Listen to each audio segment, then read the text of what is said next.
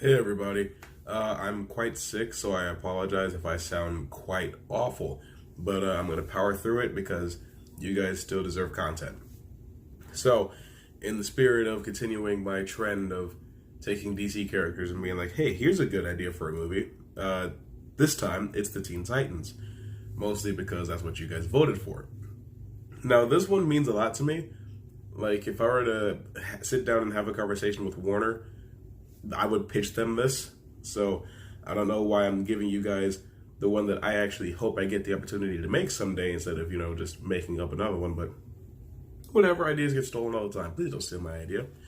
Uh, so this one's going to be more detailed than the other ones have been because I have more of it figured out. Does that make any sense? I hope so. Let's get started. Now, the thing about a story like this is that it's more about the team coming together than it is about the villain, so the villain will not get the entire spotlight.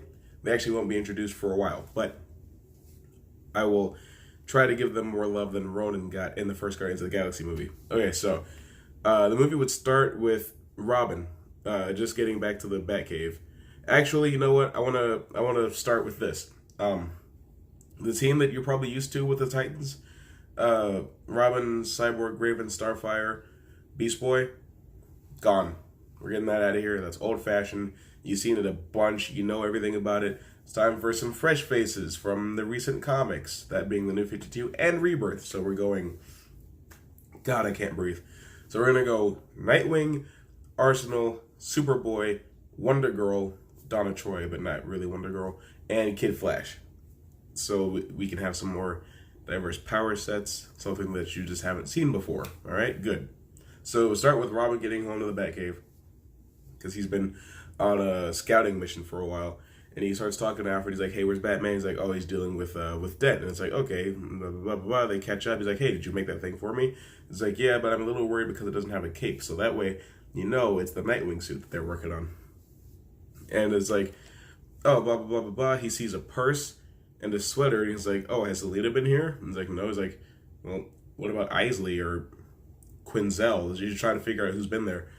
Is like, no, he doesn't have any romantic company. And then he's just like, huh. And then he goes over and he sees that the sweater says CCU for Central City University, which for the sake of this story, we'll say that that's where Barbara Gordon studies. And then he's like, I gotta go. So he leaves and he finds out that Batman and Batgirl have been captured by Two-Face. And so he shows up, he saves the day. He's like, hey, we need to talk. He talks to Barbara. It's like, hey, you don't have any training. You're going to get yourself killed. You're being reckless. Then Bruce is like, and then he just snaps off at Bruce, like, hey, I'm probably going to kill you. Like, stop lying to me, stop deceiving me, stop treating me like I don't matter. So he punches Batman in the face and then retires from being Robin. That is from Batman, the animated series. Love that show. Hey, Todd. You're not watching this. After that, you cut to like 2 months later. He's living with Barbara. They've been working together. And it's like, hey, there's a crime alert, blah, blah, blah. This looks like it could be connected to the League. So he suits up, he leaves, and then we meet Arsenal, who has quit working with the Green Arrow as Speedy because Oliver is pretty much treating him the same way that Bruce was treating Robin. Is that like, hey, I don't respect you enough as a person, basically. There's been some stuff going on with Malcolm Merlyn that relates back to Artemis and the Black Canary being killed in the past.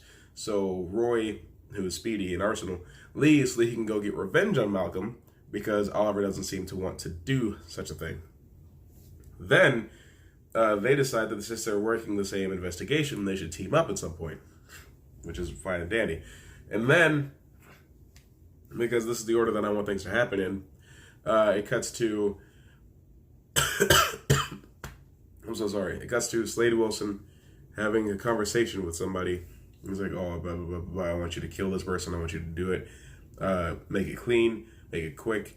Don't let anybody know that I was a statue. He's like, oh, yeah, of course. Sure. That's only that part of the conversation, though. It's like, well, who's the target? And it's like, you'll know soon enough, as soon as I know. And it's like, okay, cool. So then the next thing you see is Kid Flash and the Flash just got done, like, I don't know, stopping Captain Cold or something like that. So then they go out to eat. Now, if this movie takes place in the same continuity as the Flash movie that I came up with, this cannot also be Wally West. He can't be Kid Flash and the Flash. I know it sucks. So if it is in the same continuity, this will be Bart Allen. But if it's not, then this will be Wally West. So for the sake of that being my favorite character, I'm going to go ahead and say that it is Wally West. So I want for them to be talking, and it's like, hey, you know, Thawne uses the timeline to get what he wants all the time. Maybe I thought I can try it too. So it's like, I need you to take over for me. I'm going into the Speed Force. I'm going to find Thawne. I'm going to change things. I'm going to make things right. It's like, I don't know how long it's going to take, but I need you to step up to the plate while I'm gone. It's like, well, I can't protect Keystone City, Central City, and Blue Valley by myself. It's like, well, maybe you're not supposed to. You know, go find yourself some super friends. And he's like, what? Okay. So Barry leaves. Wally is now on his own. Gosh. Superboy and Donna Troy are pretty much lifelong friends. I mean, they're both only a couple of years old because Superboy is a clone. Donna Troy was made as a weapon to kill Wonder Woman at some point. They have these sort of things in common, that they're kind of like rogue creations. But they've been friends for a while. Superboy is thinking about quitting being Superboy and trying to just go off and make a name for himself. Donna Troy wants to just get in the field. She wants to be like Diana, but Diana is afraid that if she goes out there, she might lose control because, you know, she was made as a weapon, so she doesn't want to risk that. So she keeps her on a leash, basically. Superboy talks to Superman. He's like, hey, I want to quit. I just don't want to be Superboy anymore. I want to go be my own Superman. And he's like, okay, go. So he goes, and it's like, I can't figure out if there's a bomb threat at like an arena, but there's a bomb threat basically. And Superboy goes to investigate, Kid Flash goes to investigate, Arsenal goes to investigate, and so does Nightwing. They all go to investigate the bomb threat. And they're all needed because, oh my gosh. Flash has to be on evacuation. Roy has to go see if he can find the bomber or bombers and catch them. Nightwing has to see if he can disarm the bomb or bombs. And Superboy has to be on damage control, basically.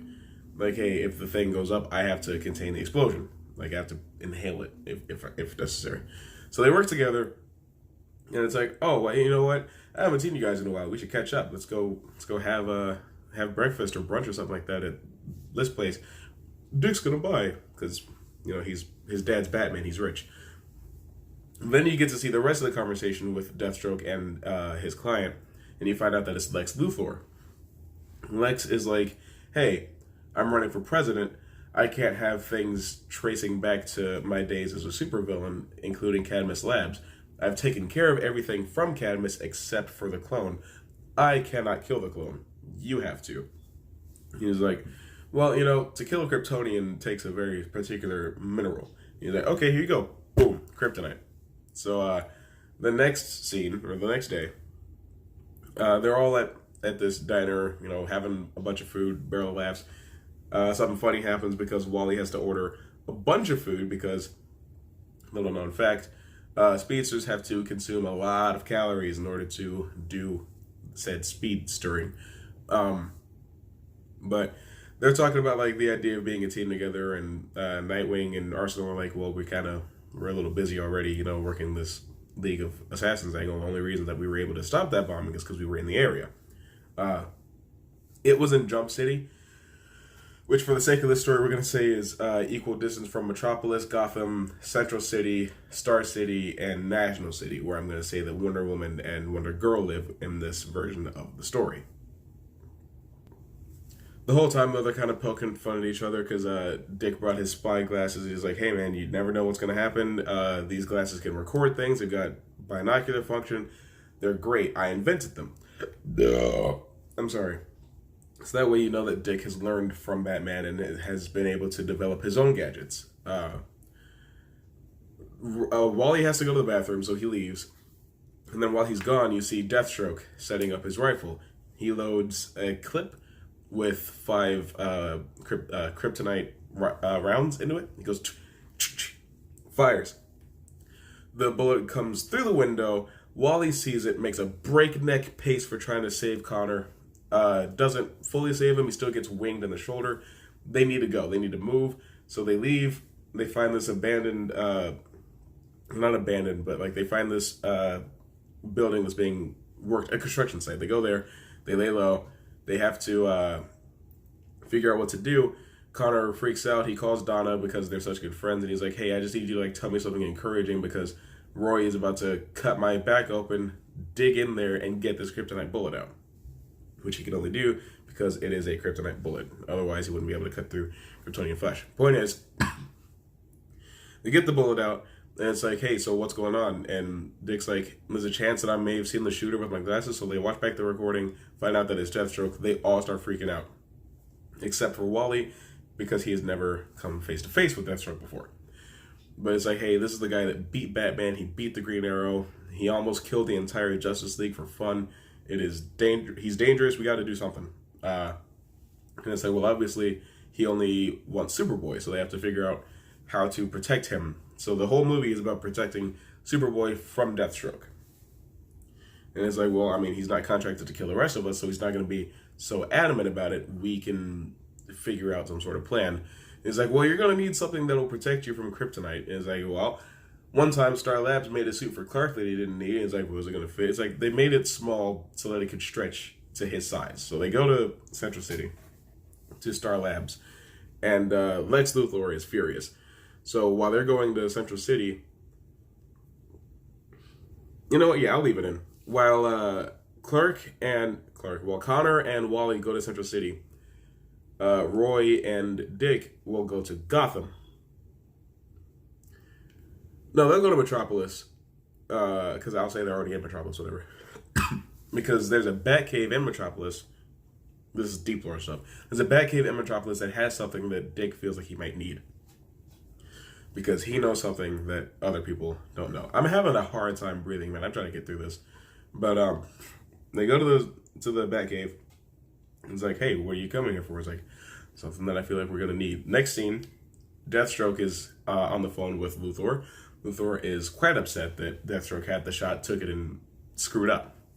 Like, hey, how'd you miss? How'd you not kill him? Like, I hired you to do one thing, you couldn't kill him. It's like, hey, man, he had friends. I didn't think he'd have friends. And it's like, I don't care if he had friends. You're supposed to just get the job done. He's like, you know what? You're off the job. You're too sloppy. You're going to get me caught. And he's like, what? He's like, if you can't do it, I'll make them do it. I'll make his friends do it. Connor has a, I don't know, like a Trojan horse, I guess, built into his head, there where Lex can ring a certain frequency, and it will only be heard by Connor, and he can communicate with him like that. That is from Young Justice. But he does it to trigger like an evil Superman, basically. He does it to make Connor go mindless and just start attacking. So he starts attacking right at the moment, basically, that Roy and Dick show up to Star Labs. So it's like, Wally runs out and is like, hey, we gotta go. It's like, what happened? And then out comes Connor going, blah, blah, blah, blah, blah, being silly. And it's like, well, we need to get to higher ground. So they go up, back to the same, not back to the same, but like, up to the roof of some building in Central. And they it's like, well, Dick, why'd you go to the Batcave? It's like, well, I had to get this. It's a kryptonite ring, because he figured Lex might try to pull something like this and they need to be prepared. And they just take turns just smacking Superboy, just But it's alright, because every injury that they sustain, or that they put on him, they can just put him in the sun, he'll be fine. But they have to incapacitate him. He wakes up, he's like, what just happened? It's like, yep. Lex Luthor hired Deathstroke to kill you so that nobody can trace back to his more sinister things that he's done as he's running for president. So after we beat Deathstroke, we have to go for Lex Luthor. But that's not going to happen in this movie. Sequel baiting. Point is, Deathstroke is like, hey, I was hired to kill the Super, but now I'm going to do it for fun. And unless you guys want to die too, just turn him over to me at the same construction site you were at in Jump City. I'll come for him. I'm not in Jump City, in Metropolis. I'll come for him. I'll do my deed and you guys can live. And it's like, okay, sure. So they try to set a trap, but they end up walking into a trap. And they just get pummeled by Deathstroke. He is just surgical. He's too smart. He's too smart. He's got like kryptonite gas grenades that he's using on Superboy to incapacitate him. He's going, bah, bah, bah, bah, bah, bah. Nobody stands a chance. But then Donna shows up because she was concerned about the wreckage being caused in Metropolis. So she goes, not in Metropolis, in Central City. So she goes, she follows, and it's like, okay, well, I think that they are over there now because that's where he said they were when they first called me. They just tie in. Dude, I'm dying. Donna shows up at the construction site where the final battle is happening, and she gets in there, she's like, and Dick's basically like, okay, I have a plan, we have to work together if we're going to stop him, because he's even strong and capable enough to keep up with an Amazon, so they have to systemically work together to defeat him. So they do this super awesome team move where like Connor heat visions his armor plate so that they can rip the chest plate off, and then like Wally runs runs away right after Dick like goes with his Eskrima stick. He electrocutes him. I sound stupid right now. I'm sure you get the point. He electrocutes him. But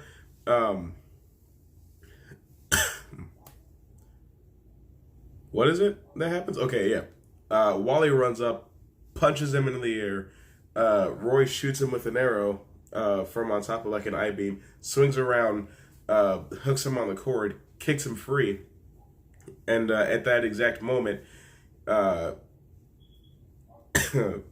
Donna leaps at him with her shield and bashes him through a wall, and that knocks him out. So they beat Deathstroke, yay, but he's not going to be able to stay in prison long because he's such a high-profile assassin. Even the U.S. government needs him sometimes, so they can't let him stay in prison. So it's a bit of a Pyrrhic victory, but for now they do save Superboy. And they realize they're just a really good team, so they should stay as a team. And what they do is they get a penthouse apartment at this Wayne building where only they have access to, so they have special key cards that nobody can just show up at their place and see them in their costumes or whatever. Dude, I'm sweating. That's how sick I am right now. Point is, while they're all getting moved in, Bruce makes peace with Dick, Oliver makes peace with Roy. They all come to understand who they are as people, and they kind of get over their past issues. And now they are the Titans. And sometimes Nightwing says, Titans go. Now, when I first came up with this movie, I also came up with a second and a third. I'm going to keep those to myself. Even if you do want those are mine. They are staying in here. I'm sorry. But I believe Green Lantern took second place in the poll. So in a couple of weeks, expect another video of this kind of nature about Green Lantern. I think we can make a good Green Lantern movie if we try. But if you guys enjoyed this very long breakdown of what my Titans movie would be, let me know. Leave a like and comment what your favorite part of the concept is. I'm going to get out of here before I cook to death. Future video. See you soon. Goodbye.